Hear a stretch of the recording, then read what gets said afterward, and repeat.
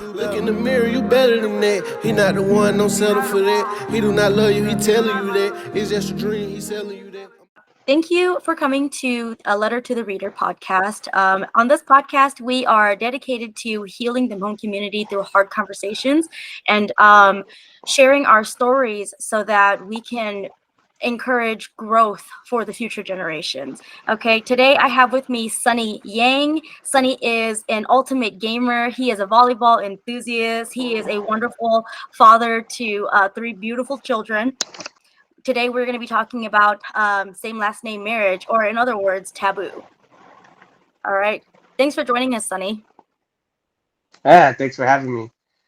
Yeah, no problem. So we're just going to go ahead and dive right into it like how we kind of always do. I've noticed that the past few episodes that I've done, we just kind of went in there and I stabbed people with questions. Okay, so the first question is, what was your early family life like? Can you describe to me what your relationship with your family was like when you were a kid growing up until now?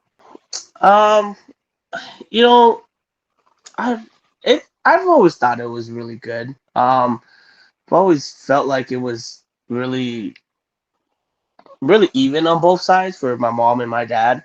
Up until they split up. I don't know. I want to say it was like 7 or so before when they split up, but after that it was a lot of bouncing around, the typical stuff, but my dad really started to kind of struggle with his life, but for the most part, we scratched by. It was really, really well. So Okay, so can you explain your family dynamic to me? Are you the oldest, middle, youngest? I am the oldest. I have with my mom and my dad, I have a brother and a sister. My mom has another kid, and my dad has two more. So, yeah. Okay. And then James is now joining us on the podcast. How's it going, James? Yo, pretty good. How are you? Good. How are you, buddy? Man, hanging in there, man. Just like you. Okay. So you said that you have a brother and a sister from you, or from your mom and your dad, and then you said from your mom you had what? I had one more sister, and then my dad actually had two more girls as well. So was that four sisters and one brother? Okay. And when did your family split, or when did your mom and your dad split? What age were you? I want to say I was maybe like 8-ish, 9 maybe a little younger. It's kind of roughly around that age frame. So Oh wow, that's super young. yeah. Did you feel like, when you guys split apart, especially like with how big your family is, how did that change the relationship between like you and your siblings? Because I know like you're the oldest, right? Yeah. Mhm. So the way it felt for me was, and the way so when they split up, they divorced, they were always just kind of like, oh, now you have to take care of your brothers and sisters. Now, everybody kept telling me to take care of my brothers and sisters, and that's just what I did, I guess, because I'm what 8, 9, I don't know any better. They said take care of your siblings, and that's what I did. So and I still feel like I'm doing that to this day, even though they're all above 18 now, so it's like, but I still feel like I have to look after them. So you feel like there's like some sort of would you say like pressure on your shoulders, when you think about that sometimes being the oldest and having to kind of be the father figure sometimes to a degree, especially like when they're coming to you for advice? I do. I don't know why, but I've always been like, hey, you need to do it this way. You need to do it this way. You can't fuck up. You can't mess up. You can't do this and you can't do that. But then I slowly learned to like, hey, I know you just want the best for them, but sometimes you just gotta let them make the mistakes that they need to make in order for them to grow. You know, though my only worry about it is that I feel like the generation right now is they're a little soft, and I completely get it. It's like it's just it is what it is. But I don't want them to get hurt too bad to the point where they can't bounce back from it. You know, so and me being an older brother, I want them to I want them to succeed, but I also want them to get hurt as well. Um, Growing up as the oldest sibling, did you guys grow up as shaman or Christian? Um, you know, that's it's kind of weird because half of my side's Christian and then like half of it's like kind of shaman, kind of not. So I've never really been to a bunch of shaman stuff, but I've always used to go to church a lot. So I would say me and myself I grew up more on the Christian side. I know my dad went to a Catholic school when he was growing up, so Oh, Wow. yeah, it's something. Catholic school? I think it's a Catholic school. It's some religious school. And so, if that's how you kind of grew up, where would you say you kind of sit at the moment, in terms of Me, just like spiritual belief? I believe in God.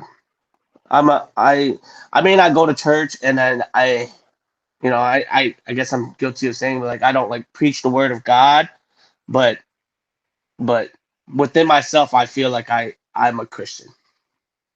So your marriage, do you Mhm. think that some of the ways that you grew up in the Hmong community and with, growing up like mostly Christian, do you think that some of those childhood traumas affects the way that you are in your relationship right now?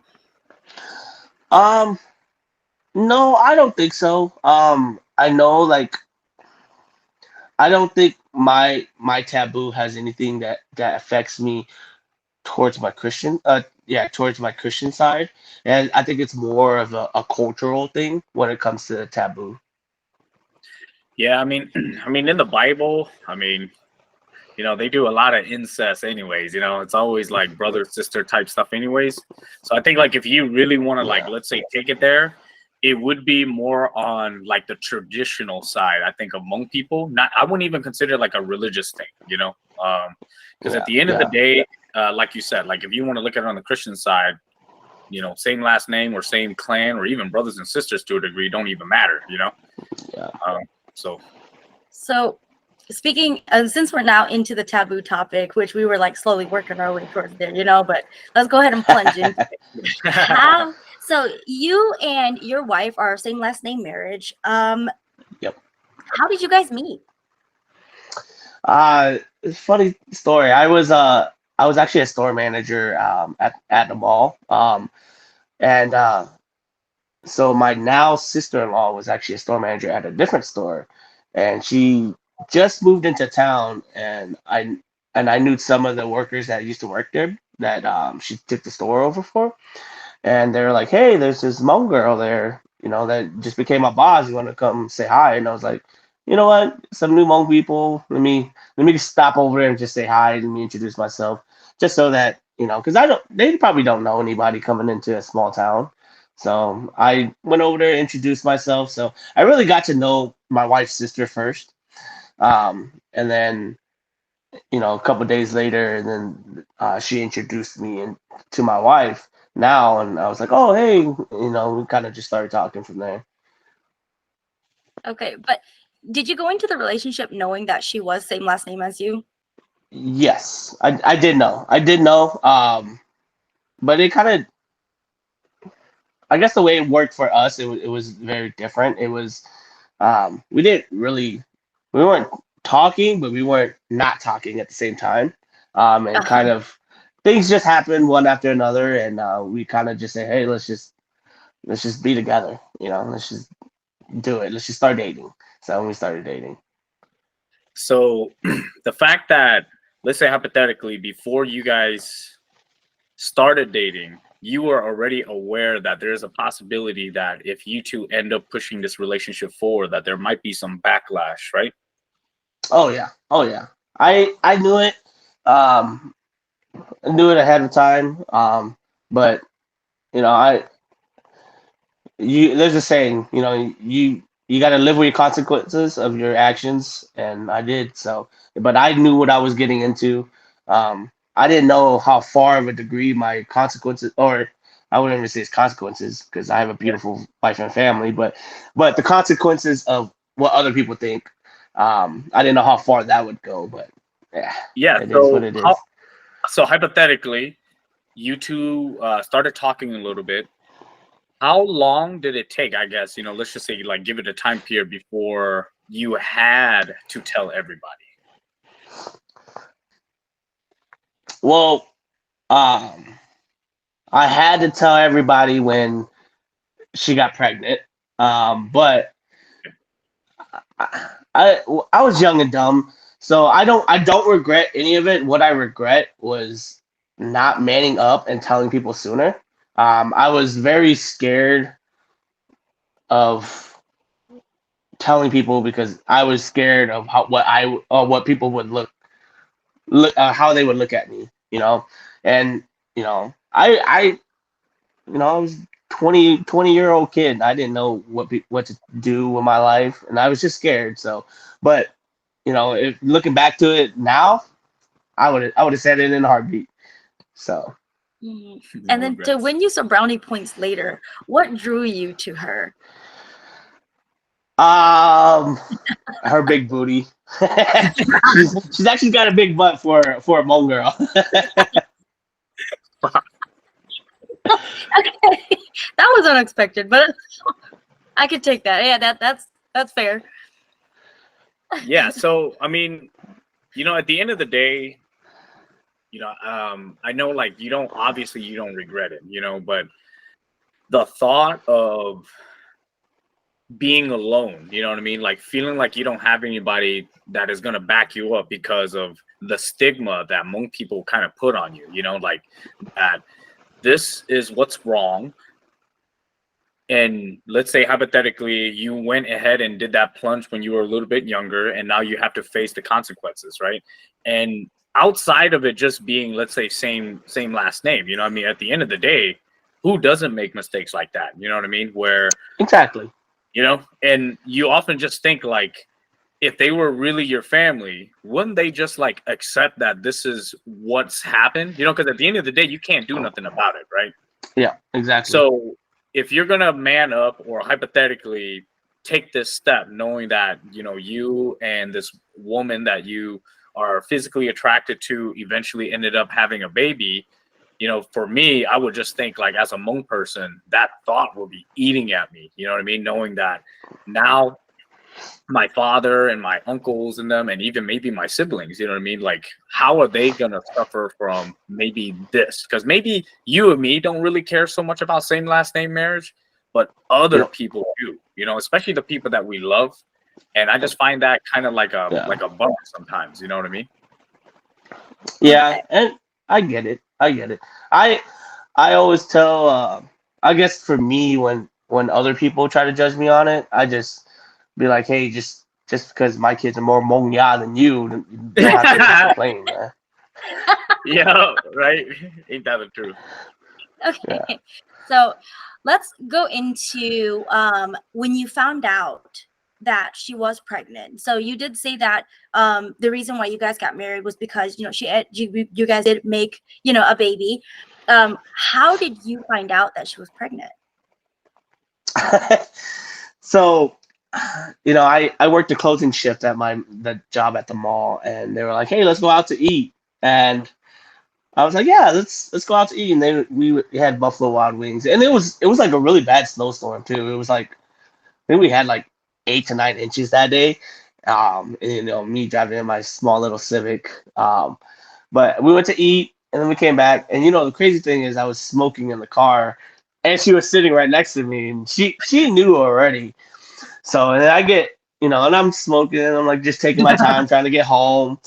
And then I'm like driving, and then we get to her house, and she's like, we're just, sitting down or laying down and just getting some downtime before we have to go to sleep. And she's like, hey, I gotta tell you something. And I'm like, yeah, what? Well, what do what could be so bad? And the look on her face, she's like, yeah, I'm pregnant. And I was like, oh, and it's like, I wasn't disappointed. I was just like, oh shit, this is for real, you know. Yeah. So it's like, I collected my thoughts, went outside, got some fresh air, came back in, and I was like, all right, let's do this. And it's like, I wish I was kind of there, just like, hey, yeah, let's do it. But I felt like I needed like to take a deep breath and just step outside and recollect myself before I answered her and stuff. So, but I wasn't, for me, I wasn't, I was gonna step up anyways. I just didn't know how she would feel about being in a relationship still. But I would have been there for my kid no matter what, because I don't want my kid to go through what I went through growing up. So. Yeah. And then after you guys found out that she was pregnant and it was like that initial shock, what was the planning process afterwards to tell your family? Um, she wasn't too scared to tell her family. It was I was more scared of my side of the family. I was just like, I have this really strict uncle, and he really likes to lay the law down for us, especially in the Hmong culture. Um, and then my mom, and I was just like, oh my god, my mom's gonna kill me. She's I'm never gonna see another day. But for my mom, she was actually very, very accepting of it. Funny thing is, I told her I I came out. I was a total wuss about it. I didn't tell her until like a week before our um baby shower, and she was like, "Well, now you tell me a week before a baby shower. I already got plans. I already got big events that I have to do." So she didn't actually show up to this baby shower, but she showed up to all the other my other two kids. So, but yeah, so she showed up. Oh, she didn't show up on this one, but she showed up on the other ones. But she wasn't mad. She was very accepting of it. Yeah, she was very accepting of it. My on my other side, my uncle, that's the head of my family. He put in a world of hurt for me. He grabbed a couple pilas. He grabbed a couple of my uncles and my cousins, and we all sat down and talked about things. And pretty much all they were saying was, "Hey, just split the kid, but break up with her and split up with them." But I wouldn't budge. I wouldn't budge. I was happy with her. Um, and this is still early into the relationship, but I was happy with my wife. I was. I didn't want to put my child into what I went through with the split livings and bouncing from house to house and all the outside noise that she would get. So and then eventually they were just like, well, hey, well, I my uncle was fine. Like, hey, well, if that's your choice, then I disown you. You can't go live here. You can't go live there. No, it's just like, you disown me. You can't really tell me what to do anymore. Right. So, but yeah. How hard was that for you though to hear those words disown? You know, I try to be part of the family as much as possible. And to tell me that I'm not a part of the family really hurt. Like it's kind of like when you look at a picture and you kind of they tear your picture out of the picture, like saying you rip it and they kind of just cut you out of it. And that's kind of what it feels, but like in real life, that's what it felt like for me. So, and at this point, I didn't tell my cousins and stuff, and the only person I actually told was James and another two other cousins. So James knew from like the very beginning, but yeah, that's what it felt like. So I thought all my cousins would have like, I didn't think they would their ideas were aligned with mine, so I didn't really bother to tell them because after that point, I was just kind of like, I felt like I dug my own grave with that family. So I didn't really tell them, but then eventually all my cousins and stuff were all like, bro, we don't care about him. We care about you. Baby's healthy.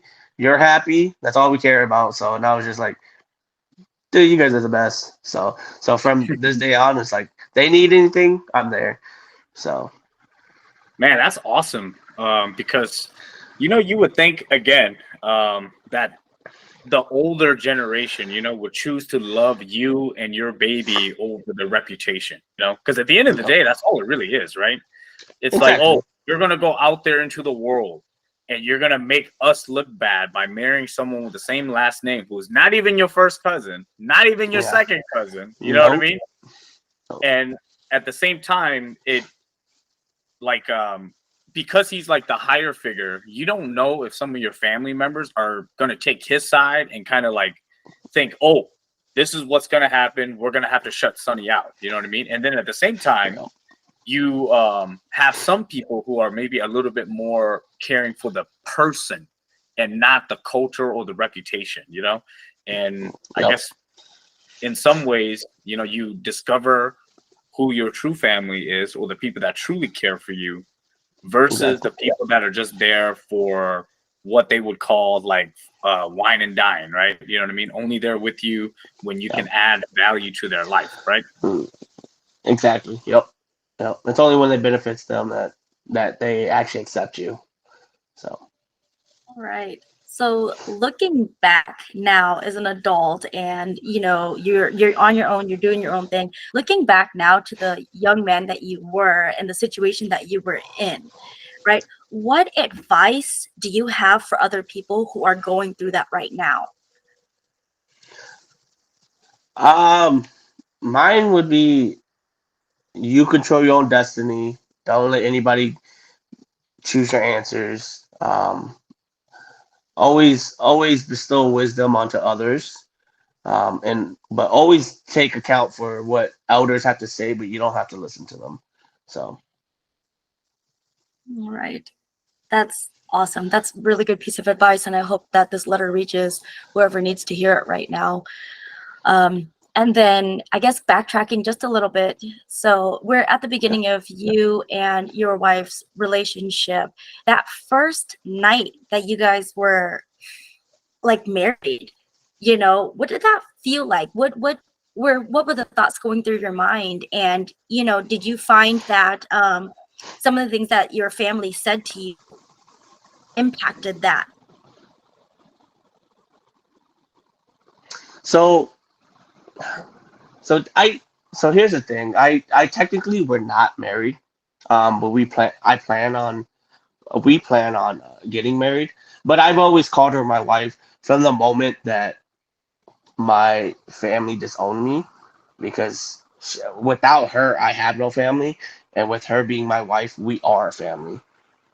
So, and that's why I call her my wife to this day. We may not be married the cultural way, we may not be married legally, but I know where I stand with her, and she knows where I stand with her. So, um, yeah, but I would say from the moment that it really started to click in, from when I knew that we would be kind of together forever, regardless of where our life took us. It was, like the day I got disowned from my family. It was really a lot of ups and downs. So because the moment I got disowned, I was like, I was really hurt. But I got home, and I actually cried to my mom. I called her and I was just like, I don't know what to do. Should I go back to my family? And my mom was just like, hey, stop crying. You tell me what you should do. Look at the bottom of your heart and just tell me what you should do. And I was just like, I got to be here for my daughter.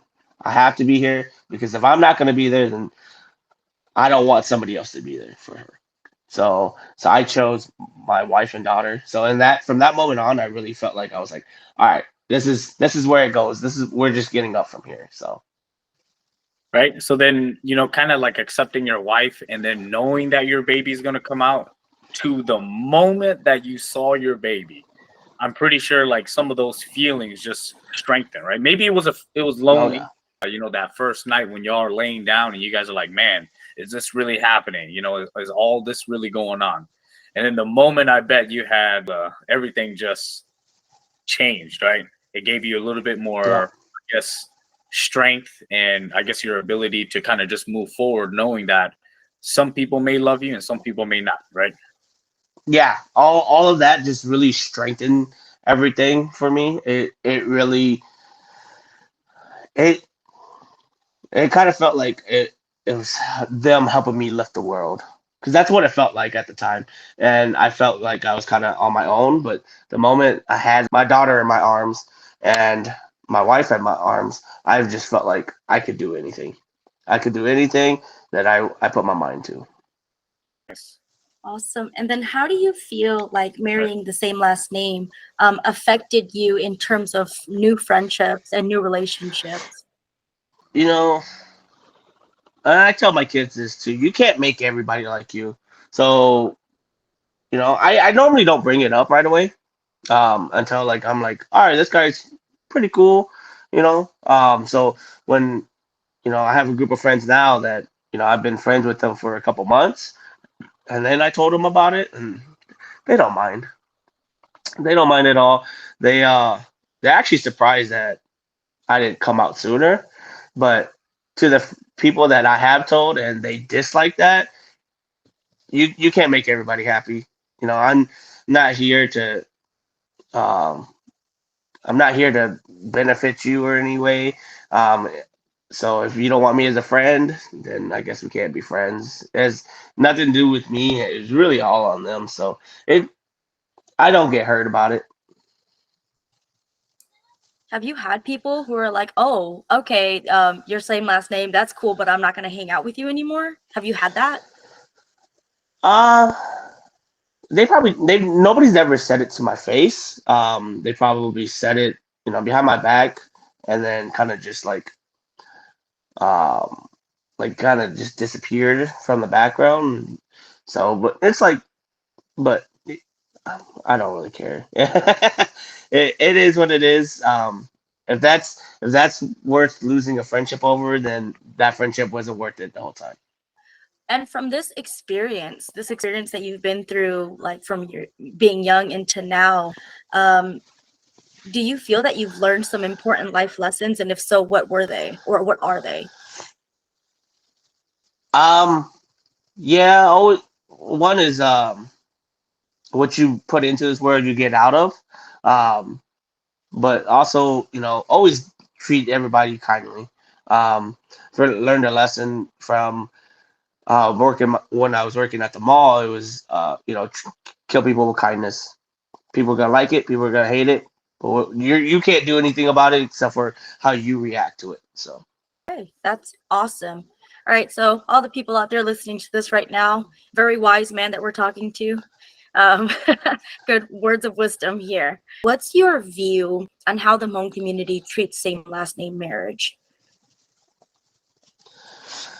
Um, I for me, it's like I get it was a taboo thing back in the motherland. But I think in this time and era, we just need to have acceptance, and we have to learn that not everything's gonna go our way, and we just gotta. I feel like we just have to learn to accept how things are, how things are going. So.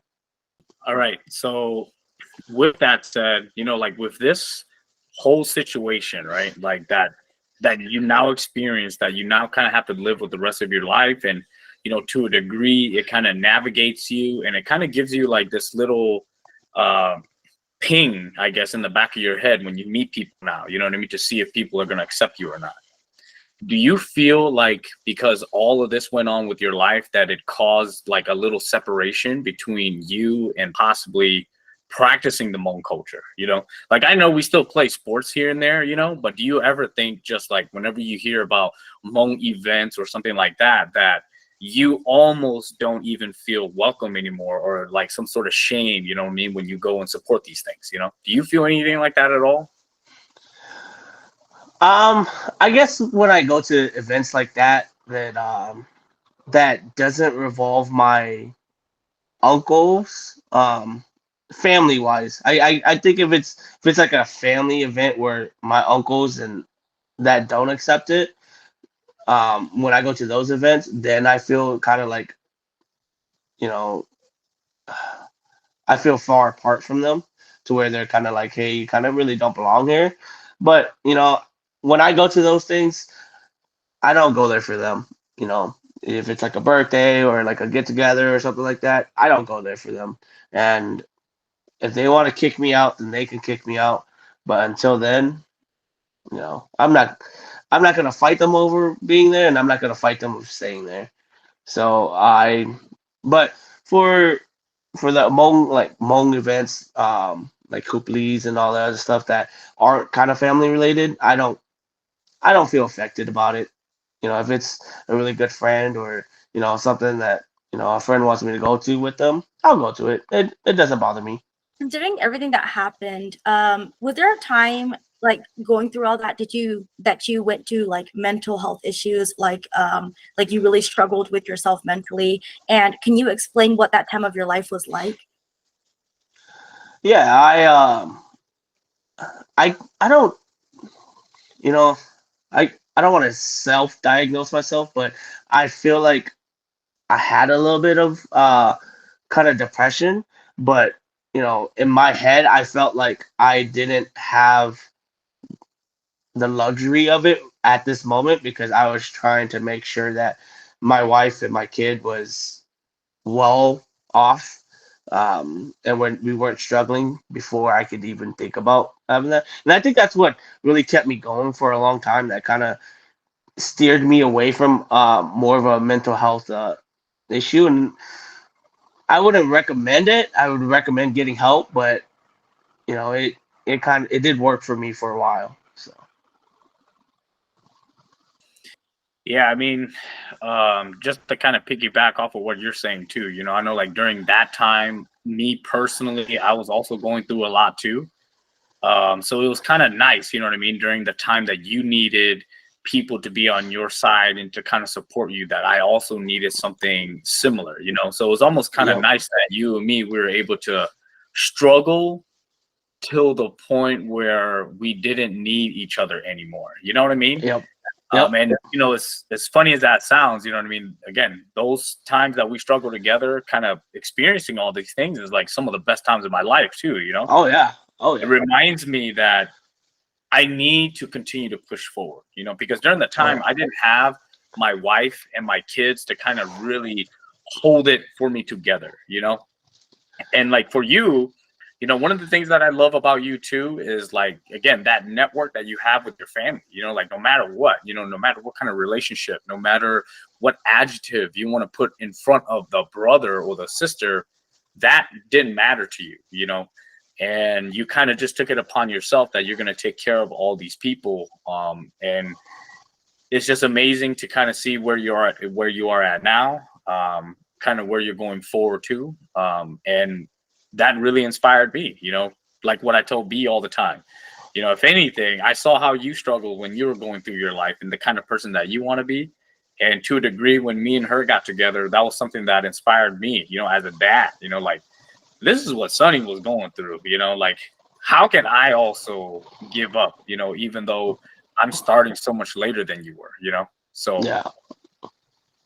Even if you felt like during the time, it was like hell on earth for you, to a degree, you know what I mean? That strength really strengthened me during my time of need, So Oh yeah. Oh yeah. As much as I miss those times, I hope we don't go back to them. yeah, right. And then being a Hmong man in the community, what are some things you see that makes the younger generation shy away from this community? Yeah, I guess this is from personal experiences. I wish I was more of an ideal Hmong man. that- As like, I wish my dad would take me to like growing up. I wish my dad would have taken me to like Hmong events, and so I knew what to do or what to say, at weddings and hooplies and stuff like that. So I'm not there yet. And I follow the Christian way, but my wife is more shaman, and so sometimes I have to go over there and help them out. So I would say like knowing my culture more. I didn't shy away from it, but I was never put into situations where I could learn from it. So I would say just for the younger generation, it's like yes, we are different, but we have to know where we come from So always like go back to your parents and learn from them and learn from our traditions. I'm not saying you have to carry them through, but you should learn from them. All right, yeah. I mean, as a Christian as well, with a Christian background, I feel like the exact same way. I wish I knew how to say those things a little bit more, but at least my saving grace is that I can speak Hmong. And Yeah. my wife, her family is very shaman. So sometimes, like, even as a Christian, you would have to go help and just help them out. But Yep. at the end of the day, this is just my personal belief. Nobody has to believe what I believe, but I truly believe that if they are your brother, no matter if they believe in God or not, doesn't take away from, again, the fact that they are your brother. Whether you need me to Yep. kill the cow or help you get married in this way, even if I don't believe it, I will still help you because you're my brother. Yep. When you go to church, they Yep. say just because you Exactly. go to church don't mean you believe in God, right? Just because I'm doing Yep. this doesn't mean I'm a shaman or whatever. Exactly. Yep. Yep. All right. And then, as before, being a Hmong man yourself, what do you see that Hmong men struggle the most now? Um, I feel like they struggle on their self identity way too much. I feel like they want to be this picture perfect person that has to be liked by everybody and has to look a certain way. Um, Therefore, they kind of it kind of ripples across the family and the community. And I don't. I would say everybody kind of sees where I'm coming from, where you know he's trying to be like everybody else, and everybody else is just trying to be perfect, and it's really not going to work out. I feel like everybody should really be themselves, and everybody has their limitations. I can't lift 6,000 pounds, but shit, I'll try. With those things, I think trying to be that perfect son, kind of like what you're saying, that perfect image, and I feel like trying to have that balancing act of not hurting the people that you also love so much. That's like the biggest part, I think, is that because our family bonds and our love and our camaraderie is so strong that when you break apart from that, that's when you truly feel alienated. And I feel like part of the identity crisis where Hmong men don't know who they are, and then they're like, all right, I'm supposed to love my family, but some of my family don't love me. These guys are supposed to be say these things about me, and all of these things just kind of, for me, build up the stress. And it's up to the individual to learn how to cope with it and or be around the right people, because I know for me, being around the Yeah. right people definitely saved my lives a few times. Oh yeah. Yeah. And then, having that view on, just being a Hmong son and being a Hmong man within the community, are there times where you feel like you failed your family as a man, and how do you cope with those emotions? Um, I feel like I felt. There were a few times I felt like I failed as a man, among man, um, just because I've always tried to look ahead, and I felt like because we weren't where I wanted us to be or where I envisioned us to be.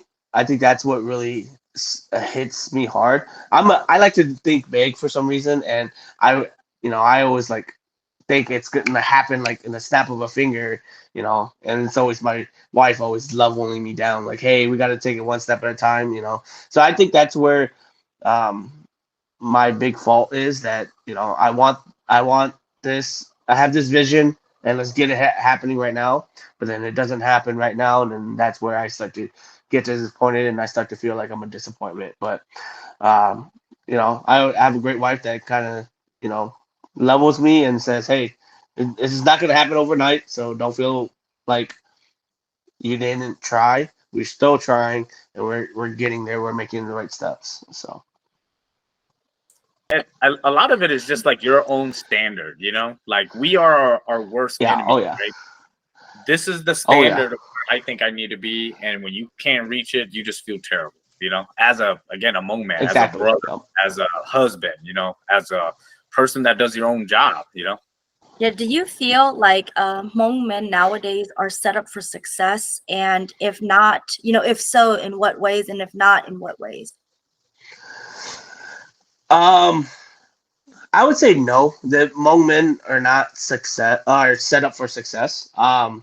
There are a few Hmong men that I see throughout the community that are set up, but I feel like for the most part, Hmong men and just men in general don't even know what steps to take or what steps to set up for their kids to succeed.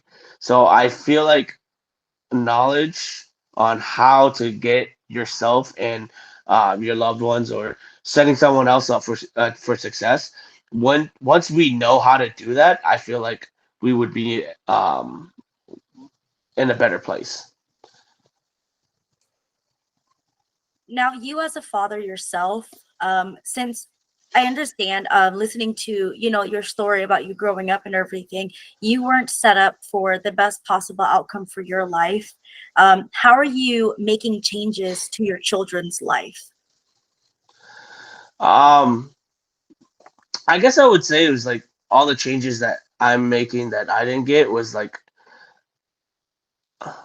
so this is how I see parenting is that we give all of our kids what we didn't get, but then now our kids are gonna give their kids what they didn't get, and it could be the stuff that we didn't get as well. So like, it could be that our grandkids getting hurt, but our kids didn't get hurt, you know. So I think it's like a like kind of like a circle. Um, what's it called? A cycle. So, um, but yeah. All right. And then for you yourself, you have ambitions and you have goals, and how are you exemplifying that success that you want for your children now? Like, what steps are you putting for them, and what are you teaching your children now so that they may have a brighter, more well-informed future? Yeah, so I think it starts with a lot of baby step stuff and like really letting them see you take those baby steps. So, I think for, right now, so what we're working on is like, hey, you can have fun, but let's work hard first. So, it could be something as simple as cleaning your room. Let's clean your room and then let's go, out in the backyard, play some catch, and then let's go pick flowers, whatever you need. But I think setting the standard of work hard then play hard. Let's see, what's your outlet for negativity? What's your outlet for, all of those bad things that happen to you? How do you handle that? How do you cope? Um, so back in the days, so when I was younger, I used to really let it hurt me. And one day I was kind of like, hey, why am I getting affected by what these people say so much? And I started to realize it's not them, it's me. I have to control how I react to it. So I've kind of like over the years I've kind of built this um kind of plate of armor, to where whatever they say bad about me kind of just bounces off, or my armor protects me from it. So I would say that's how I've kind of got over what all the noises in the background is. um so that I felt like that's always protected me. Okay, and then what inspires you? um I would say that's me deep down, is that what inspires me is that I want to be inspiration for my kids, so I have to be there. So if I can't inspire myself, then I can't inspire others. And I think that's what my inspiration is. It's kind of weird. It kind of works within itself, but I feel like that's how that's where my inspiration comes from. Yeah, I think I kind of get you because like, my parents, they would always say, "Do what I say, not what I Not do." Right? exactly. Yep. And I think kind of like what you're saying, what we want to do is be the parent that we didn't have. So instead of just Yep. saying what you need to do, I also have to now do in order for my kids to kind of live this way because we see the results of do what I say, not what I do. I Yeah. wonder what the results are from do what I say and what I do. Yep. Where are our kids Exactly. gonna get after doing that? Exactly. Yep.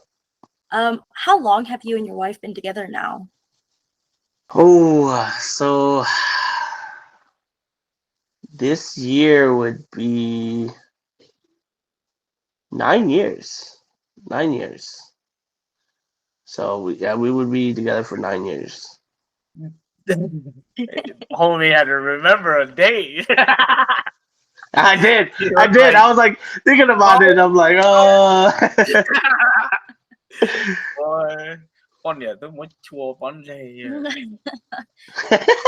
It's all right. Shoot, she'll listen, but I'll run away from when it gets to this part. All right.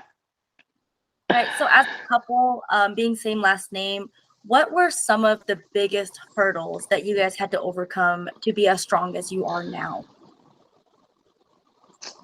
um, I would say getting um all the trash talk and all the noise in the background, just n- not letting it affect us. Because I feel like if it did affect us, we would still be back where we were. So I would say that was our biggest hurdles.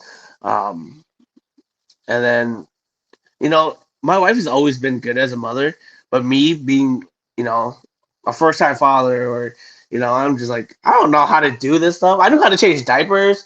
I knew how to make bottles, but it's like, when it comes to all these little nitpicky stuff, and it's like, I didn't know this. He don't need no diaper cream. Let him run it out. He'll be all right. But it don't work that way. I wish it did. So, and she was like, no, we can't be doing this. It's all the really small stuff. And I felt like that was my biggest hurdle.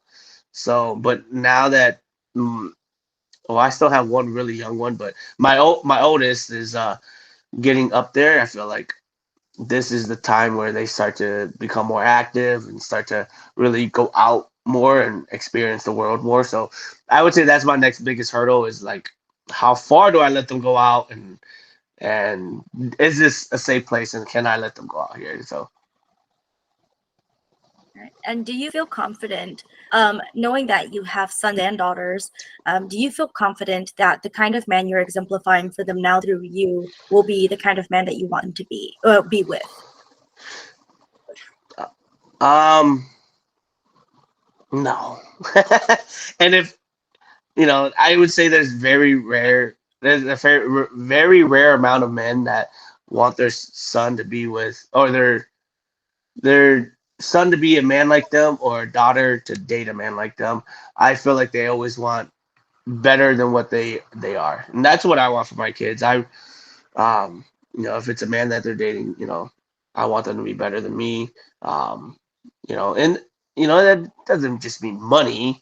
It doesn't mean, you know culturally or educational wise. I just want them to be an overall better human. So Yeah, for me, it's like whoever your significant other is that can bring the best out of you. exactly.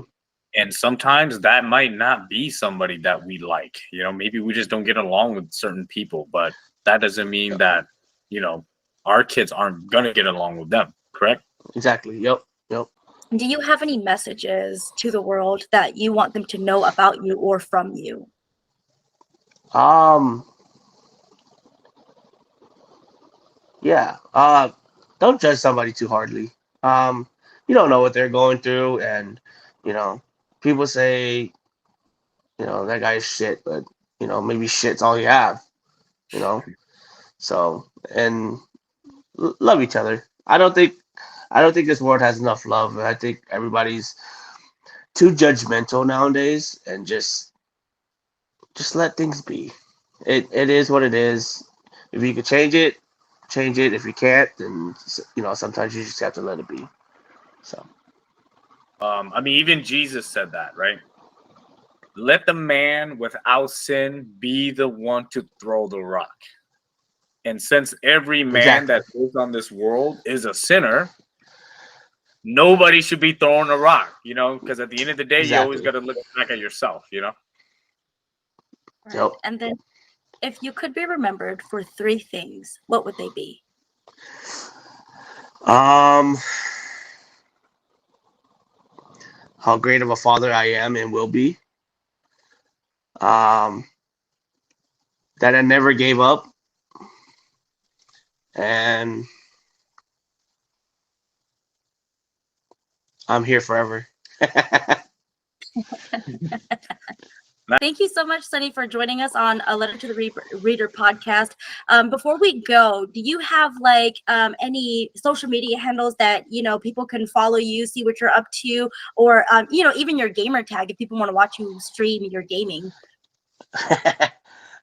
No, I don't stream anymore, and actually took a kind of like a New Year's resolution to kind of stay off more social media beginning of this year, and I've actually been doing pretty good with it. So I still use it sometimes, but I don't use it that often anymore. So, but if you know me, you know how to get in contact with me, and if you don't know me and you need to get in contact with me, then you know somebody that knows me that you can get in contact with. So. Okay, so Sonnie Yang, man of the shadows now, guys. You can't find him nowhere. call your people, call his people. Yeah, call your people to call my people. Okay. Well, yeah, thank you so much for joining us on the podcast. I really do appreciate you taking out the time and coming up to discuss with us your experiences. And hopefully this letter reaches somebody who needs to hear your words. Awesome. Thank you, guys. Love ain't worth your life, I tell you that. Once you leave, don't go back.